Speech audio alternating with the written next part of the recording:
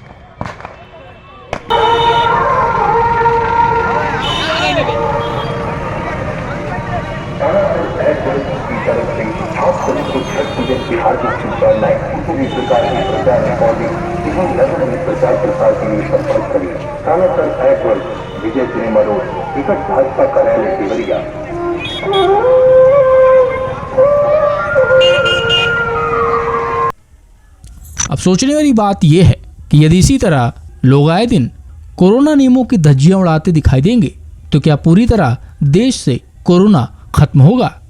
Bureau report, PS news India, Deoria. Jammu Kashmir के नगरोटा में आतंकियों के साथ हुई भारतीय सुरक्षा बलों की मुठभेड़ के बाद प्रधानमंत्री नरेंद्र मोदी भी एक्शन मोड में आ गए हैं। पीएम मोदी ने मामले को लेकर एक समीक्षा मीटिंग बुलाई है। खास बात यह है कि इस मीटिंग में गृह मंत्री अमित शाह, राष्ट्रीय सुरक्षा सलाहकार अजीत डोभाल, विदेश सचिव हर्षवर्धन श्रृंगला शामिल रहे। सरकारी सूत्रों से जानकारी मिली है कि 26/11 की बरसी पर आतंकवादी किसी बड़े हमले की फिराक में थे। सरकारी सूत्रों का कहना है कि जम्मू श्रीनगर हाईवे पर नगरोटा में मारे गए 4 आतंकी 26/11 की बरसी पर किसी बड़े हमले को अंजाम देने की साजिश रच रहे थे। गुरुवार सुबह यह आतंकवादी सेब फल के ट्रक में छिपकर जा रहे थे, लेकिन भारत के मजबूत इंटेलिजेंस की बदौलत आतंकियों की कोशिश नाकाम हो गई। गौरतलब है कि आतंकवादियों और सुरक्षा बलों के बीच काफी घंटों तक गोलाबारी हुई। सुरक्षा बल बेन टोल प्लाजा के पास नाकाबंदी कर वाहनों की तलाशी ले रहे हैं। इतने में ही आतंकवादियों ने जवानों पर गोली बरसानी शुरू कर दी। इसके बाद आतंकी जंगल की तरफ भाग गए और सुबह 5 बजे एनकाउंटर शुरू हो गया।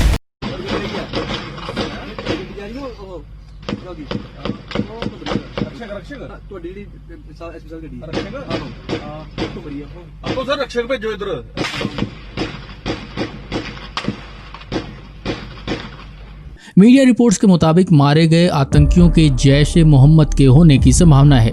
जम्मू जोन के आईजी मुकेश सिंह ने कहा था कि यह मुमकिन है कि आतंकवादी आगामी डीडीसी चुनावों को लक्ष्य बनाकर बड़े हमले की साजिश रच रहे थे।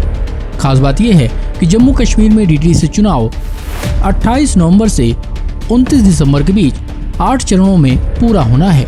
मतगणना 22 दिसंबर को होगी। सेना ने और पुलिस ने कॉर्डन कर दिया है। सेना ने और पुलिस ने पाकिस्तान की इस साजिश को विफल करके जम्मू कश्मीर की जनता की रक्षा की है। पाकिस्तान जम्मू कश्मीर को लहूलुहान करने की साजिश कर रहा है।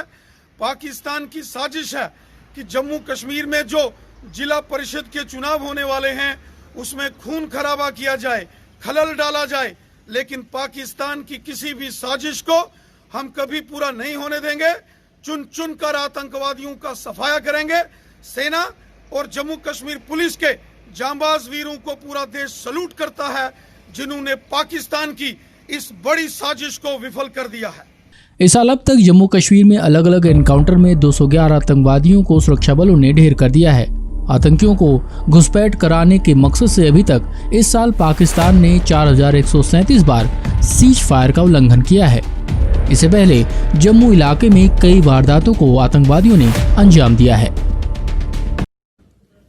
और जब ड्राइवर को उतारा गया तो वो वहां से फरार हो गया। शक जब हुई तो जो ट्रक था उसकी तलाशी ली गई और तलाशी के दौरान जो पुलिस और सीआरपीएफ की पार्टी थी उन पे फायर आया और जवाबी कार्रवाई शुरू की गई। धीरे धीरे और भी फोर्सेस ने ज्वाइन किया और लोकल वहाँ की आर्मी यूनिट ने भी हमारा साथ दिया। एनकाउंटर तकरीबन 3 घंटे तक चला, जिस पे हम पर काफ़ी भारी मात्रा में एम्युनिशन फायर किए गए, ग्रेनेड्स फेंके गए। 2 पुलिस के कांस्टेबल्स हमारे ज़ख्मी हुए हैं जो अभी आउट ऑफ डेंजर हैं। एनकाउंटर के दौरान 4 आतंकवादी मारे गए। इनकी शिनाख्त अभी नहीं हो पाई है। इन चारों आतंकवादियों से बहुत भारी मात्रा में असला बारूद बरामद हुआ है, जिसमें 11 AK-47 राइफल, 3 पिस्टल, 29 ग्रेनेड। ये ग्रेनेड वो हैं जो हम पे फायर किए गए, उसके अलावा जो बचे हुए थे वो हैं 6 UBGL ग्रेनेड्स,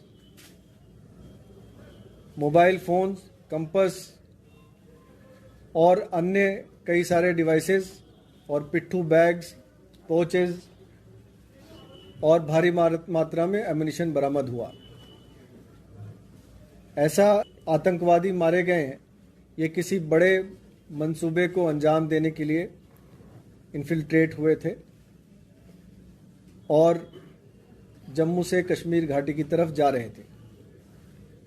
ऑपरेशन अभी जारी है, पूरे एरिया को सैनिटाइज किया जा रहा है और शीघ्र यातायात को खोल दिया जाएगा। वाइल्ड वासम के सिल्वर और गोल्ड कार्ड से जुड़कर बनाएं अपनी रोजमर्रा की खरीदारी को बेहद आसान और सस्ता।